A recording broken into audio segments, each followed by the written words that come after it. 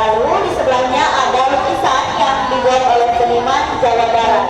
Dan peristiwa ini juga tercantum dalam Al-Quran surat Al-Fil ayat 1 dengan 5. Boleh Bapak Ibu agak terkena ada bernama Muhammad Sallallahu Alaihi Wasallam.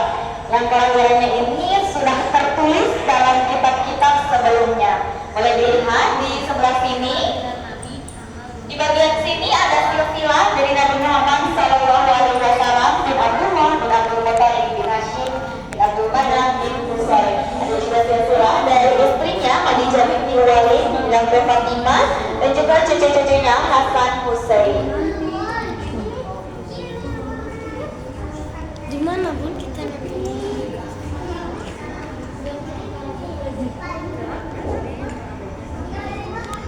Lalu di sebelahnya juga ada pohon silsilah Nabi yang di daun-daunnya itu tertulis nama-nama daripada Nabi dan ranting-rantingnya itu menandakan atau menunjukkan kepada nasab Nabi tersebut. Sulaiman. Ya, kemudian di bagian di sini ada kehidupan kecil Nabi Muhammad SAW ketika diasuh oleh ibu susunya bernama Halimatus Sa'diyah, dan ketika usianya 2 tahun ada sebuah peristiwa yang digambarkan dalam ilustrasi di sebelah sini. Peristiwa itu adalah peristiwa pembelahan dada Nabi Muhammad SAW. Ketika umurnya 2 tahun, Nabi Muhammad didatangi oleh seorang berjubah putih yang ternyata itu adalah malaikat Jibril alaihissalam dan membersihkan dada Nabi Muhammad dari penyakit-penyakit hati. Kemudian setelah peristiwa tersebut, Nabi Muhammad dikembalikan kepada ibunya Siti Aminah dan 2 tahun bersama ibunya. Kemudian ibunya pun wafat hingga Nabi Muhammad harus berasuh oleh kakeknya. Tidak lama setelah itu kakeknya pun wafat dan Nabi Muhammad harus berasuh oleh pamannya Abu Thalib. Dan ketika diasuh oleh pamannya ini terbentuk 2 karakter yang dibagi ke dalam 2 fase, yaitu fase kepala dan juga bergagak ketika remaja. Boleh dilihat dan dibaca terlebih dahulu. Lalu di tengah-tengahnya ini ada replika kitab Al-Barjanji yang berisi tentang karakter-karakter atau cerita-cerita tentang Nabi Muhammad SAW.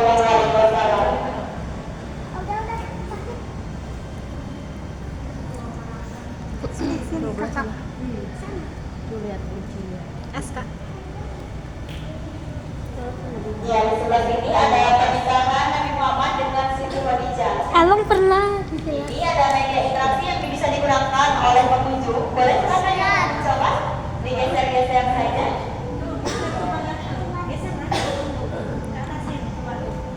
Kalau sudah habis ke bawahnya berarti gesernya ganti ke atas. Sana. Menariknya di sini ada mahar yang diberikan oleh Rasulullah SAW, yaitu sebanyak 20 ekor unta dan 12,4 ons emas. Ini menandakan bahwa Nabi Muhammad pada waktu itu sudah menjadi saudara. Di sini ada replika atau gambaran tempat tidur Nabi Muhammad SAW lengkap dengan pakaian yang juga terbuat dari bahan yang sangat sederhana. Kemudian ada penutup kepala dan juga terompah atau sandal yang juga sangat sederhana. Ya, lalu di sebelahnya ada paket rumah Siti Khadijah yang di tengah-tengahnya itu merupakan rumah Siti Khadijah dan sengaja tidak diberikan penutup agar kita bisa melihat ruangan-ruangan yang ada di dalamnya.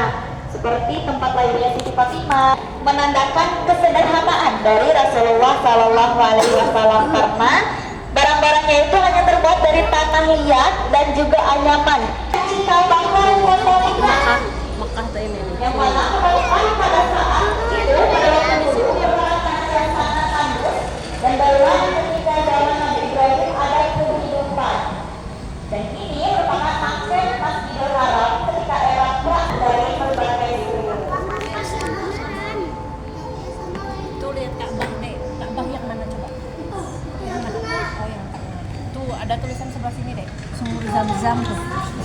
Dan juga pintu Ka'bah. Namun sebelum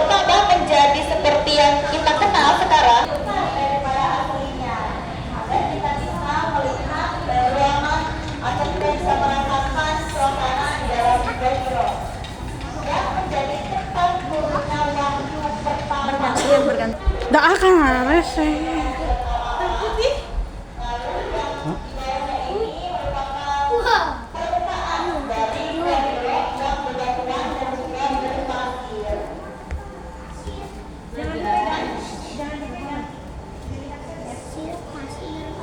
Ini surat-surat sini.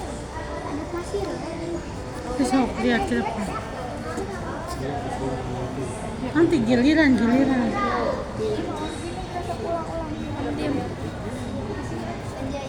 Awas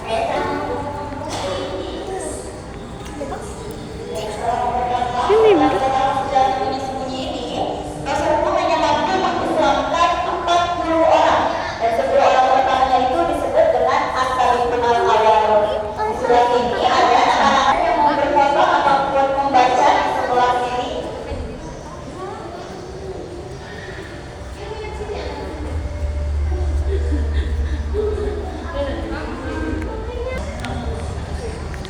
Namun, perintah dakwah secara terang-terangan ini tidak mendapatkan respon yang baik dari orang-orang Quraisy yang ada di Mekah, justru mendapatkan gangguan dan tekanan. Sehingga Rasulullah memerintahkan para sahabat untuk berhijrah. Lalu, tahun sebelum kenabian ada sebuah peristiwa yang dinamakan dengan Amul Huzni atau tahun kesedihan, di mana pada tahun ini Rasulullah cintainya yang bernama Siti Khadijah, sehingga Rasulullah memanjatkan doa kepada Allah Subhanahu wa taala.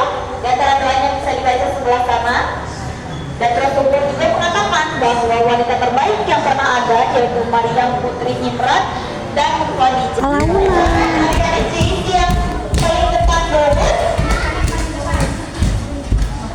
Ya, baik, saya akan langsung duduk saja ya. Ya, silakan langsung duduk saja. lihat sini dulu. Sini kan. Aku di sini depan. Sok duduk sama Bilo di depan. Sok di situ udah paling depan. Saya di depan. Menuju sini saya.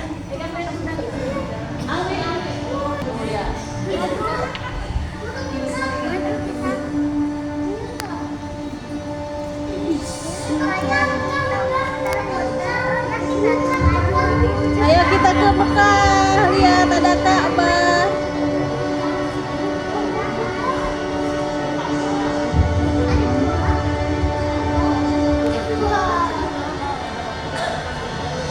Ini burung apa?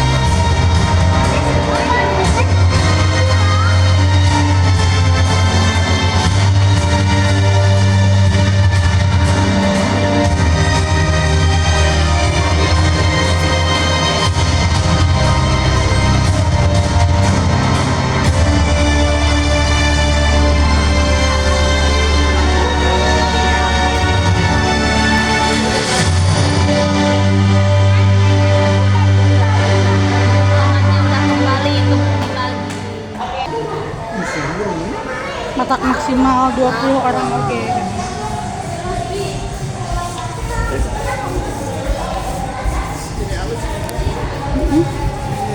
Terus?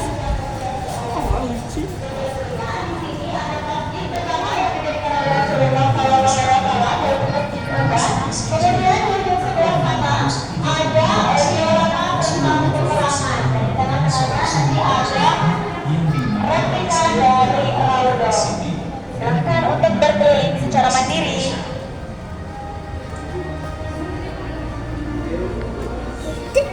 Hati-hati.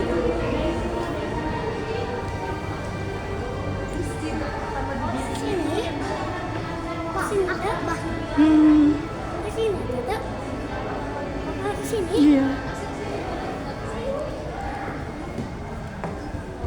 Sebelum sampai di kota Madinah, Rasulullah singgah terlebih dahulu di daerah yang bernama Quba dan membangun masjid pertamanya, yaitu Masjid Quba. Saat tiba di Madinah, Rasulullah disambut dengan hangat oleh kaum Ansor yang merupakan kaum muslimin yang tinggal di kota Madinah. Foto di sini di sini. Kemudian sebagai peristiwa terbuka, akan dipersambut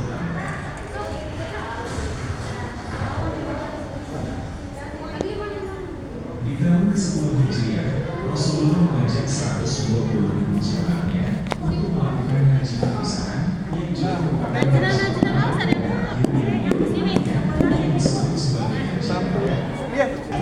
Oh, akan biru, sini lihat ayah. Kia lihat ayah. Kia sini.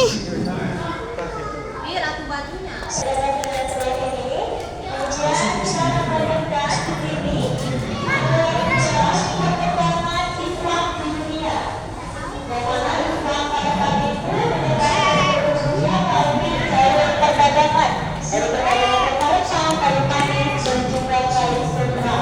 Dan dari perdagangan tersebut ditandai dengan garis tembus-tembus berwarna merah, putih, dan juga kuning.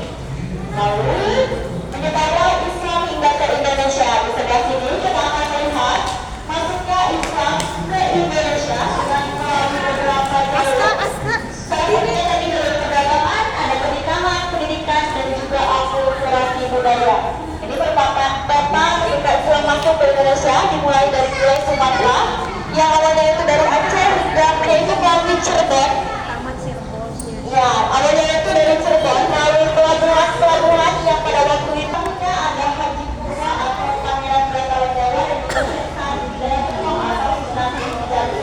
Kemudian kapal-kapal ini juga saling berkaitan seperti di gedung utama yang merupakan ayahanda dari Rais Bangara. Boleh dilihat ini di tengah-tengah kita ada naskah Sunda kuno. Boleh dilihat di sebelah sini ada ilustrasinya. Di sebelah sini ada ilustrasinya. Dan pondok pesantren tertua di Jawa Barat itu ada di Karawang yang namanya itu Pondok Pesantren Syekh Puro yang dibangun oleh Syekh Puro sendiri.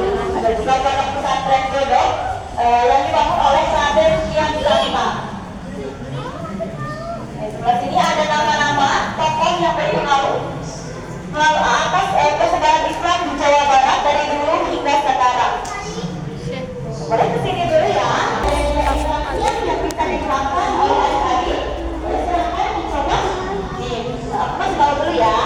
Cobanya ini nanti tinggal digerakin aja tangannya, Pak. Tangannya nanti digerakin aja ke sini. Nanti dia akan bergerak sendiri ininya. Bisa nggak? Di sini sensornya.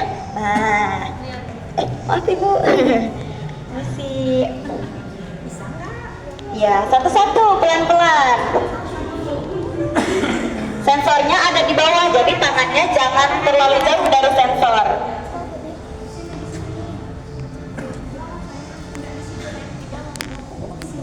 Yang merupakan tanda akulturasi antara budaya dan juga Islam.